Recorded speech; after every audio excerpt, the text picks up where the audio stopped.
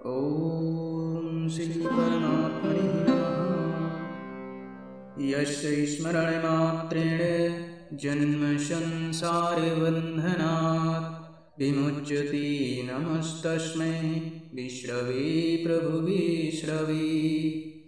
नमः समस्तभूतानाम् आदिभूताय भूभृते अनेकरूपरूपाय विष्णवे प्रभुविष्णवे। वैशम्पायन उवाच श्रुत्वा धर्माणि शेषेण पावनानि च सर्वशः युधिष्ठिरः शान्तनम् पुनरेवाभ्यभाषत। युधिष्ठिर उवाच किमेकं दैवतं लोके किं वाप्येकं परायणम् इष्टवन्ताकं कमर्चन्तः प्राप्नुर्यो मानवा शुभम्। को धर्मः सर्वधर्माणां भवतः परमो मतः किं जपन्मुच्यते जन्तुर्जन्म संसारबन्धनात्। भीष्म उवाच जगत्प्रभुं देवदेवम् अनन्तं पुरुषोत्तमम् अष्टमन्नां सहस्रेण पुरुषा सततोत्थितः तमेव चार्चयन् नित्यं भक्त्या पुरुषमव्ययम् ध्यायन्निष्ठवन्नामश्चंस यजमानस्तमेव च। अनादिनिधनं विष्णुं सर्वलोकमहेश्वरम् लोकाध्यक्षम् अष्टनित्यं सर्वदुःखातिगो भवेत्। ब्रह्मण्यं सर्वधर्मज्ञं लोकानां कीर्तिवर्धनम् लोकनाथं महद्भूतं सर्वभूतिभवोद्भवम्। एस्मे सर्वधर्माणां धर्मो यधिकतमो मतः यदि भक्त्या पुण्डरीकाक्षं इष्टवैरक्षन्नरा सदा। परमं यो महत्तेजा परमं यो महत्तपः परमं यो महद्ब्रह्म परमं यः परायणम्। पवित्राणां पवित्रं यो मङ्गलानां च मङ्गलम् दैवतं देवतानां च भूतानामव्ययोपितः। यतः सर्वाणि भूतानि भवन्त्यादियुगागमे यस्मिंश्च प्रलयं यान्ति पुनरेव युगक्षये। तस्य लोकप्रधानस्य जगन्नाथस्य भूपते विष्णूनां सहस्रं मे शृणुपापभयापहम्। यानि नामानि गौणानि विख्यातानि महात्मनः ऋषिभा परिगीतानि तानि वक्ष्यामि भूतये। ॐ विश्वं विष्णुरभट्कारो भूतिभव्यभवत्प्रभो भूतिकृद्भूतिभृद्भावो भूतात्मा भूतिभावनः भूतात्मा परमात्मा च मुक्तानां परमा गतिः अव्यया पुरुषः साक्षी क्षेत्रज्ञो अक्षरेव च। योगो योगविदां नेता प्रधानपुरुषेश्वरः नारसिंहवपुः श्रीमान् केशवः पुरुषोत्तमः। सर्वः सर्वः शिवा स्थाणुर्भूतादिनिरतिरव्यया शम्भो भावनो भरितः प्रभवः प्रभुरीश्वरः स्वयंभू शम्भुरादित्यः पुष्कराक्षो महाशनः अनादिनिधनो धाता विधाता धातुरुत्तमः। अप्रमेयो ऋषिकेशः पद्मनाभो अमरप्रभुः विश्वकर्मा मनुष्कष्ठा अस्तु इष्ठायस्ते विभूधुरः। अग्राह्य शाश्वतः कृष्णो लोहिताक्षाप्रतर्दनः प्रभूतिस्त्रिक्कुब्धां पवित्रं मङ्गलं परम् ईशानः प्राणतः प्राणो ज्येष्ठः श्रेष्ठः प्रजापतिः हिरण्यगर्भो भूगर्भो माधवो मधुसूदनः ईश्वरो विक्रमी धन्वी मेधावी विक्रमः क्रमा अनुत्तमो दुराधर्षः कृतज्ञाकृतिरात्मवान् सुरेशः शरणं शरणं विश्वरेतः प्रजाभवः अहशंवत्सरो व्यालः प्रत्ययः सर्वदर्शनः अजः सर्वेश्वरः सिद्ध्या सर्वादिरच्युतः वृषाकरति मयात्मा सर्वयोगविनिश्रितः वसुरसुमनः सत्यः शमात्मा संयतः शमा अमोघः पुण्डरीकाक्षो विष्कर्मः वृषाकृतिः रुद्रो बहुशिरः वपुर्विश्वयोनिः शुचिस्रवः अमृतः शाश्वतः स्त्रावरारोहो महातपः सर्वगः सर्वविद्भानुर्विश्वक्सेनो जनार्दनः वेदो वेदविद्यङ्गो वेदाङ्गो वेदविद्कविः लोकाध्यक्षाशुराध्यक्षो धर्माध्यक्षा कृतः चतुरात्मा चतुर्व्यूहश्च चतुर्दृष्ट चतुर्भुजः राजर्षुर्भोजनं भोक्ता सहिष्णुर्जगदादिजः अनघो विजयो जेता विश्वयोनिः पुनर्वसुः उपेन्द्रो वामनः प्रांशुरमोघा शुचिरूर्जितः अतीन्द्रः सङ्ग्रहः सर्गो धृतात्मा नियमो यमः वेदो वैद्यः सदा योगी वीरः माधवो मधुः अतीन्द्रियो महामायो महोत्साहो महाबलः महाबुद्धिर्महावीरो महाशक्तिर्महादुतिः अनिर्देशो वपुः श्रीमान् मे आत्मा महार्दिदृक् महेश्वासो महीभर्ता श्रीनिवासः शताङ्गतिः अनिरुद्धासुरानन्दो गोविन्दो गोविन्दाम्पतिः मरीचिर्दम्नो हंसः सुपर्णो भुजिगोत्तमः हिरण्यनाभाश्रुतिपः पद्मनाभः प्रजापतिः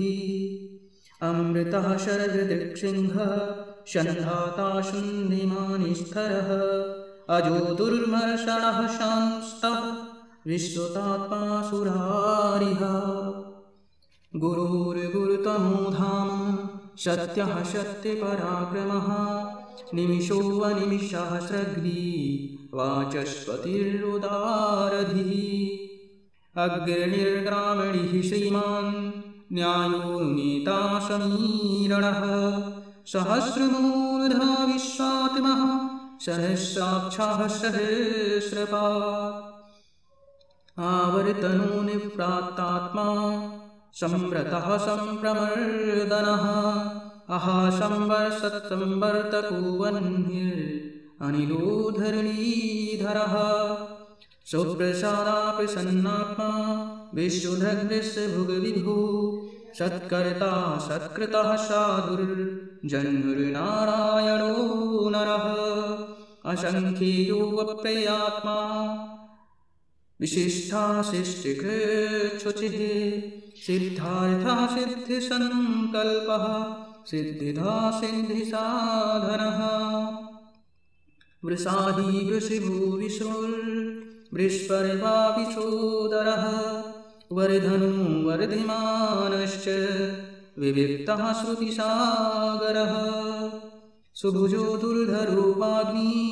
महेन्द्रो वसुदो वसुः नैकरूपो बृहद्रूपः क्षितिविष्टः प्रकाशनः ओजस्तेजोदुतिधरः प्रकाशात्मा प्रतापनः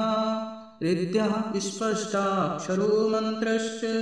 चन्द्राशुभ्रास्करदुतिः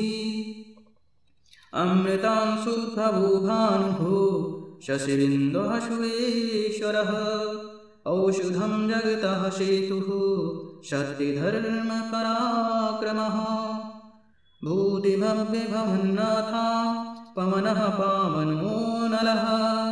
कामः कामकृतिकान्तः कामः कामप्रदा प्रभुः युगादिकृतियुगावर्तो नैकमायो महाशनः अदृश्यो अव्यक्तरूपश्च सहस्रजित् दनन्तजित् इष्टो विशिष्टाशिश्रेष्ठः शिखण्डी नहुषो वृषः क्रोधः क्रोधिकृत्कर्ता विश्वबाहुर्महीधरः अच्युता प्रथिता प्राणः प्राणदो वासवानुजः अपां निधिरधिष्ठानं प्रमत्तः प्रतिष्ठितः स्कन्दाय स्कन्धरोधुर्यो वरदो वायुवाहनः वासुदेवो बृहद्भानुरादिदेवो पुरन्दरः अशोकस्तारणस्तारः शूरः शौरिर्जनेश्वरः अनुकूलः शतावर्तः पदिनी पद्मनिभेक्षणः पद्मनाभोरविन्दाक्षः पद्मगर्भः शरीरभृत् महार्दिशुद्धो वृद्धात्मः महाक्षो गरुड्ध्वजः अतुलः शर्वो भीमः शमयज्ञो हविर्हरिः सर्वलक्षणिलक्षण्डो लक्ष्मीवानिशमितिञ्जयः विक्षरो रोहितो मार्गो हेतुर्दामो नरहषः महीधरो महाभागो वेगवान् मिताशनः उद्भवाचो भडो देवः श्रीगर्भः परमेश्वरः करणं कारणं कर्ता विकर्ता गहनो गुहा व्यवसायो व्यवस्थानः संस्थानाय स्थानो ध्रुवः परैधी परमस्पष्टस्पष्टा पुष्टा शुभेक्षणः रामो विरामो विरजो मार्गो नेयो नयो नयः वीरः शक्तिमतां श्रेष्ठो धर्मो धर्मविदुत्तमः वैकुण्ठा पुरुषा प्राणा प्राणिना प्रणवा पृथु हिरण्यगर्भः शत्रुघ्नो व्याप्तो वायुरुदोक्षजः ऋतः सुदर्शनः काला परमेष्ठी परिग्रहः उग्रः संवत्सरो दक्षो विश्रामो विश्वदक्षिणः विस्तारः स्थावरस्थाणु प्रमाणं बीजमव्ययम् अनर्थो अर्थो महाकोशो महाभोगो महाधनः अनिर्विण्याष्टविष्ठो अभूधर्मयूपो महामखः नक्षत्रनेमिर्नक्षत्री क्षमः क्षामः शमीहना यज्ञिच्यो महेजश्च कृतः शत्रं शतां गतिः सर्वदर्शी विमुक्तात्मा सर्वज्ञो ज्ञानिनोत्तमम् सुव्रतः सुमुखा सूक्ष्मः सुभूषा सुहृदाश्रहत् मनोहरो जित्क्रोधो विबाहुर्विदारणः स्वापनाशो वशो व्यापी नैकात्मानैककर्मकृत् वत्सरो वत्सलो वत्सी रत्नगर्भो धनेश्वरः धर्मभुग्धर्मकृद्धर्मी सदक्षरमक्षरम् अविज्ञाता सहस्रांशुर्विधाता कृतिलक्षणः गभस्तिनीमिः सत्त्वस्था सिंहो भूतिमहेश्वरः आदिदेवो महादेवो देवेशो देववृद्गुरुः उत्तरो गोपतिर्गोप्तः ज्ञानगम्यपुरातनः शरीरभूतिवद्गोप्तः कपीन्द्रो भूरिदक्षिणः सोमको अमृतपः सोमः पुरुजिति पुरुषोत्तमः विनयो जया शक्तिसन्धु दाशार्यः सात्वतां पतिः जीवो विनयतः साक्षी मुकुन्दो अमिति विक्रमः अम्भो निधिरन्तात्मः महोदधिशयोऽन्तकः अजो महायः स्वभाव्यो जितामित्रा प्रमोदनः आनन्दो नन्दनो नन्दः सत्यहरिमातृविक्रमः महर्षः कपिलाचार्या कृतज्ञो मेदनीपतिः त्रिपद्यस्त्रिदशाध्यक्षो महासिंहः कृतान्त्रकृत् महावराहो गोविन्दः सुषेणः कनकाङ्गदी गुहो गभीरो गहनो गुप्तश्चक्रगदाधरः वेद्या स्वाङ्गोजितः कृष्णो दृढाशङ्करश्चरोश्चतः वरुणो वारुणो वृषः पुष्कराक्षो महामनः भगवानिमबद्धानन्दी वनमाली हलायुधा आदित्यो ज्योतिरादित्यः सहिष्णुर्गतिशतमः सुधन्वाखण्डपरिशुर्दा दारुणो द्रविणप्रदः दिस्पृक्सर्वदृग्दाशो वाचस्पतिर्योनिजः त्रिशामः शामगाशाम निर्वाणं भेषजं भिषक् सन्न्यासिकृच्छमः शान्तो निष्ठः शान्तिः परायणम् शुभाङ्गः शान्तिदासृष्टः कुमुदाकुलेशः गोहितो गोपतिर्गोप्ता वृषभाक्षो वृषप्रियः अनिर्वर्ती निवृत्तात्मा सञ्चेता क्षेमकृच्छवः श्रीवद्वक्षः श्रीवासः श्रीपतिः श्रीमताम्बरः श्रीदः श्रीशः श्रीनिवासः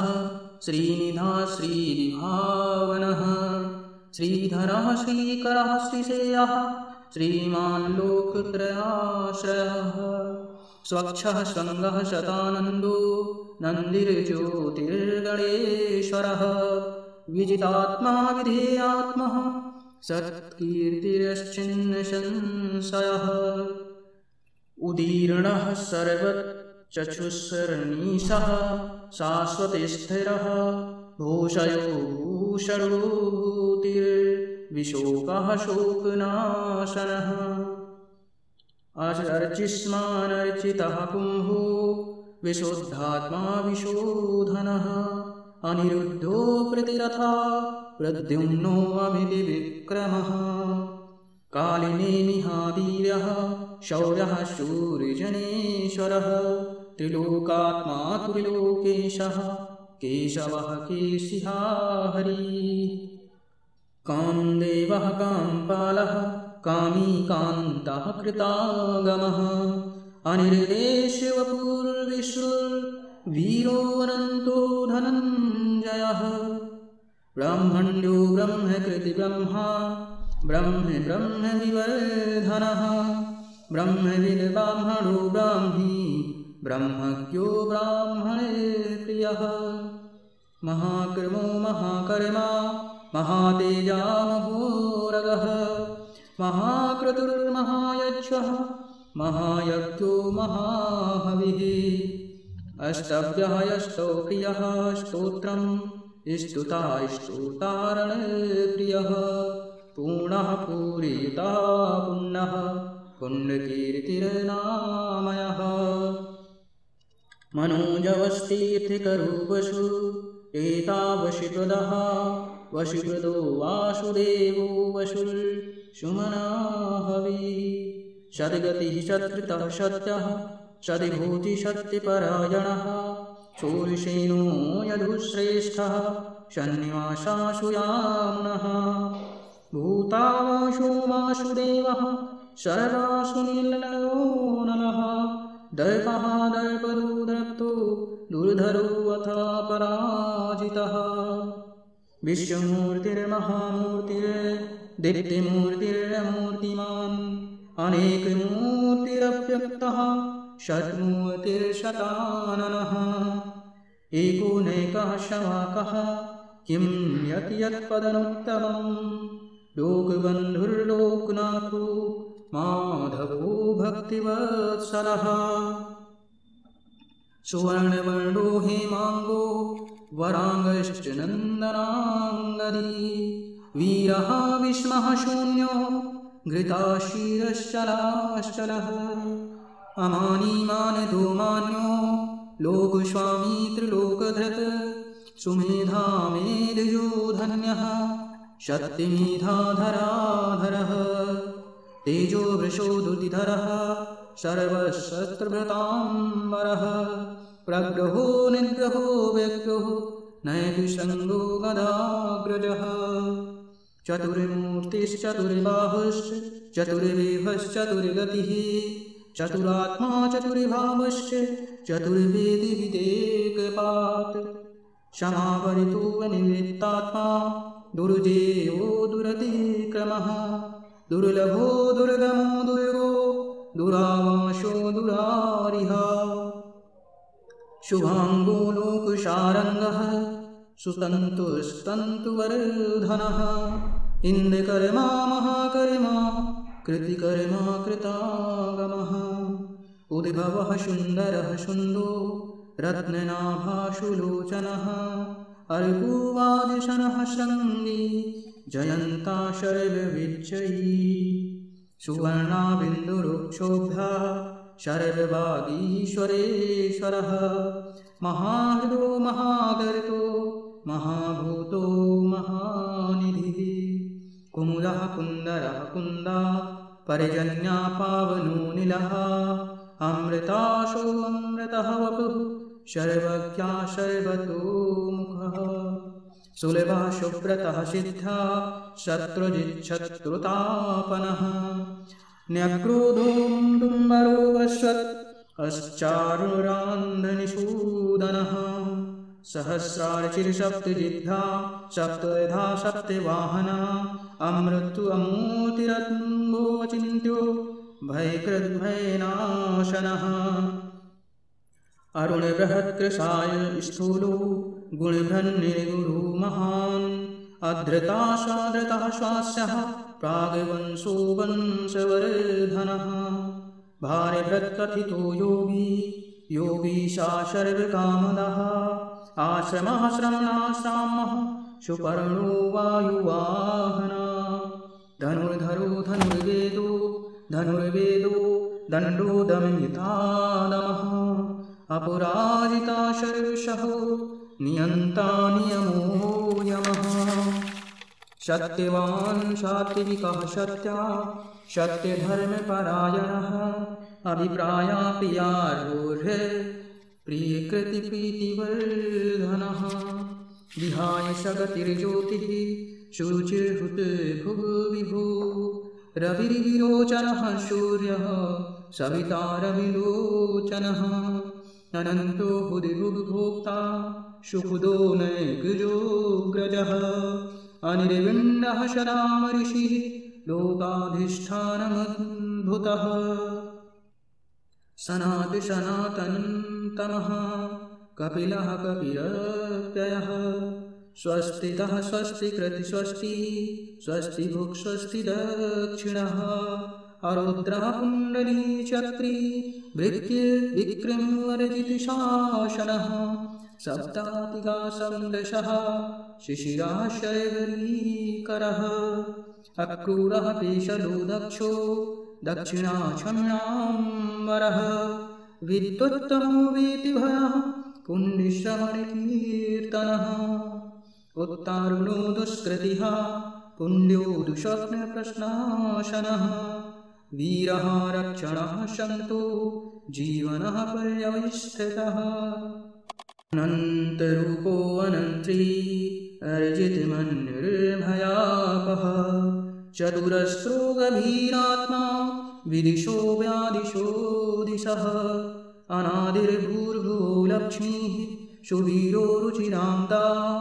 जननो जन्जन्मादिर्भीमो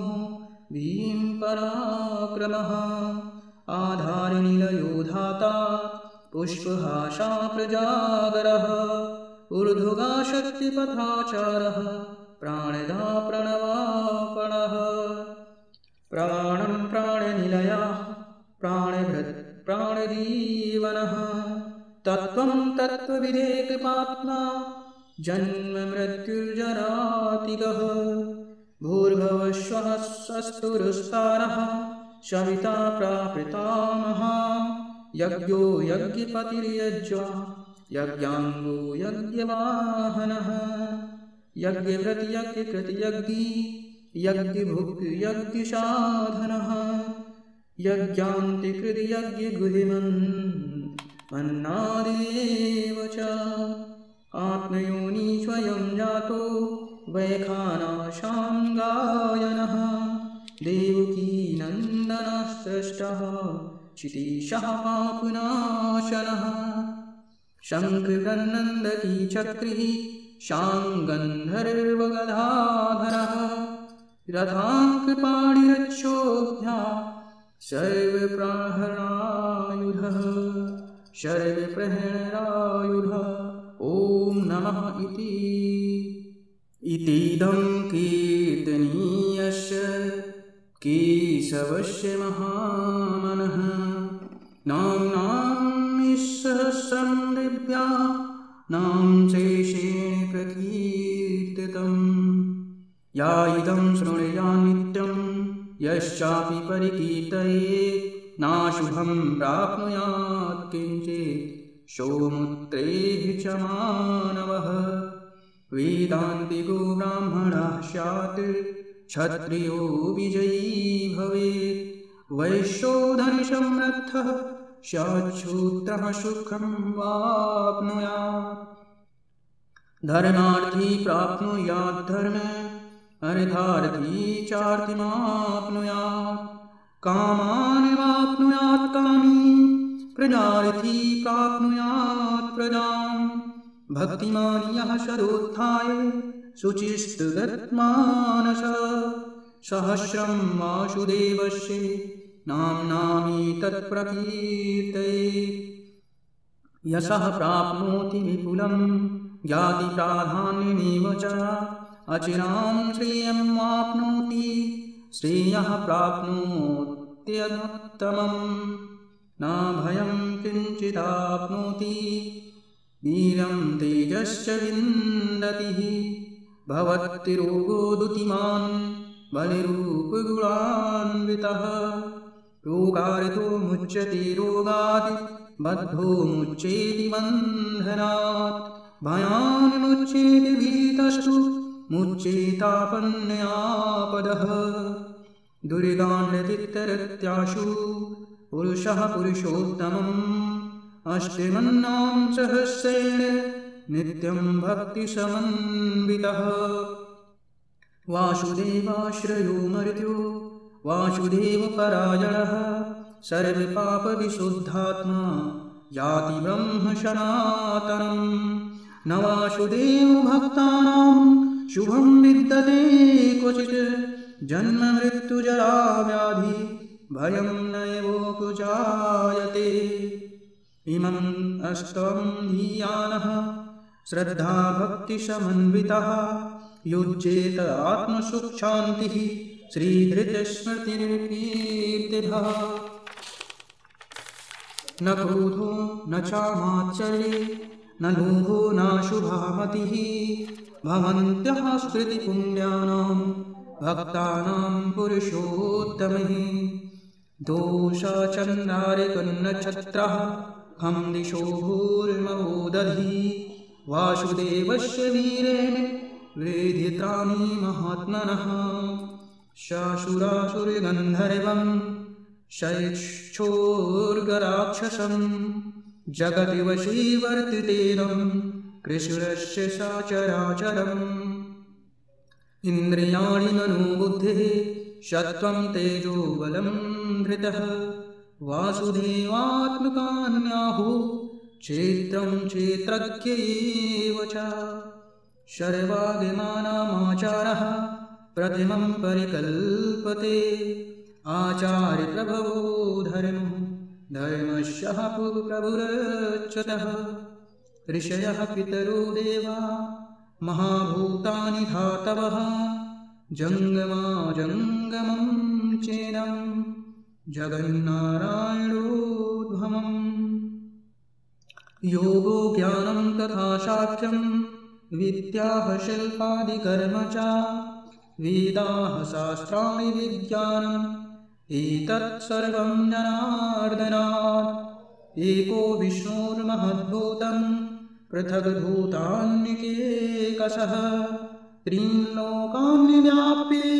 भूतात्मा भुङ्क्ते विश्वभुग्व्ययः इमं विष्टवं भगवतो विष्णुर्व्यासेन कीर्तितम् पठेद्या इच्छेति पुरुषः श्रेयः प्राप्तुं सुखानि च विश्वेश्वरमजं देवं जगता प्रभुवाप्ययं भजन्ते ये पुष्कराक्षं नाते यान्ति पराभवम् ॐ नमो इति ॐ तत्सदिति श्रीमहाभारते शतसहस्रयां संहितायां वैयासिक्यमानुशासनिके पर्वणि भीमयुधिष्ठिरसंवादे श्रीविष्णोर्दिव्यसहस्रनामस्तोत्रम् ॐ नमो भगवते वासुदेवाय।